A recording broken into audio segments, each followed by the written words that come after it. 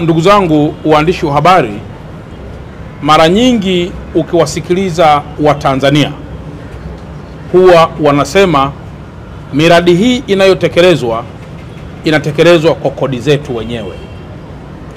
Lakini katika ukiwasikiliza vizuri, right, kama siku ingetokea Mheshimiwa Rais akatoa waraka maalum kwa msimamizi wa mapato Tanzania kwamba kila mmoja arudishiwe pesa yake na badala yake miradi hii itafanywa kwa fedha za serikali nje na kodi ya Watanzania, ninao uhakika kwamba wapo watu ambao katika mgao hawatapata hata shilingi moja kwa sababu hawakuchangia chochote.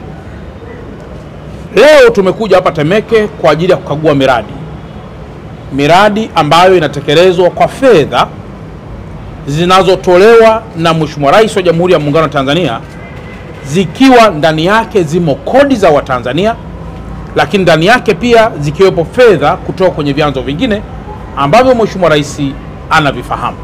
Moja ikiwa ni kutoka kwenye mikopo ya World Bank, mbili ikiwa ni kutoka kwa wahisani wengine, na tatu kutoka kwa marafiki, ndugu na majamaa ambao wapo tayari kusapoti maendeleo ya mkoa wa Dar es Salaam. Leo tumekagua shule za sekondari ambazo zinajengwa katika mfumo wa magorofa.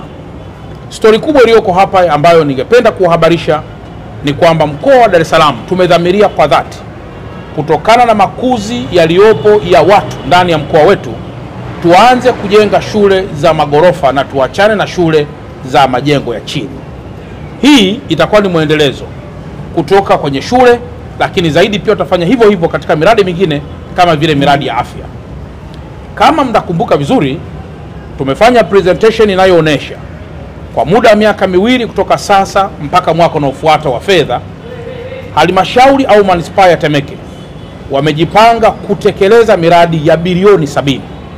Hii ni ile miradi ambayo ni mapato ya halmashauri na namna ambavyo wanaitumia ili kwenda kuleta maendeleo kwa Watanzania.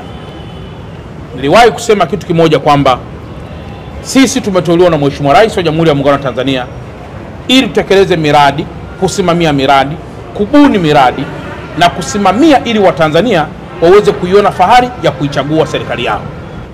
Maana yake nini? Sisi viongozi tunao wajibu mkubwa sana wa kujitoa sadaka ili tusimamie miradi kwa maslahi ya Watanzania. Kwa lugha nyepesi, tunauza kitu cha thamani katika mioyo yetu na kuachana na mambo mengine yote ili Watanzania waweze kupata service ambazo wanazikusudia. Niendelee tu kutoa rai kwa mkoa wa Dar es Salaam wote kwamba huu ni muendelezo wa ziara ambazo nimekusha zianza kukagua utekelezaji wa maendeleo ya watu. Development of the people, for the people, by the people. Ni maendeleo kwa ajili ya watu yaliyofanywa na watu wenyewe ambayo yatakuwa kwa ajili yao wenyewe. Hii ndio maana halisi ya kodi zao na mambo mengineyo. Kwa hiyo natoa rai kwa Watanzania wote kwamba mahali popote watakapogundua kuna miradi ya maendeleo ya serikali imekwama, basi waniambie moja kwa moja ili tuweze kushughulika na wale watumishi wa serikali wachache ambao kwa muda wote wanaweza kuona fedha ndio jambo zuri kuliko kutekeleza miradi kwa Watanzania. Na mwisho, kwa kuwa tarehe 29 ya mwezi wa 10 2025 ni siku ya kupiga kura kumchagua rais, madiwani wa bunge, nitoe rai tena kupitia kikao hiki muhimu wananchi kujitokeza kwa wingi kwenda kumchagua kiongozi, kwa kuwa kuchagua kiongozi tarehe 29 ni kuchagua maendeleo. Asante sana.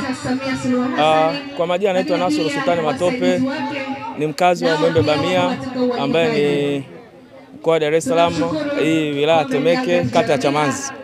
Na tunashukuru leo kwa ujio wa Mheshimiwa mkuu wa mkoa hapa kuja kuzuru katika eneo la shule, ambapo kwa taarifa hapa itajengwa shule mbili. Itajengwa shule ya sekondari na shule ya gorofa na shule ya msingi.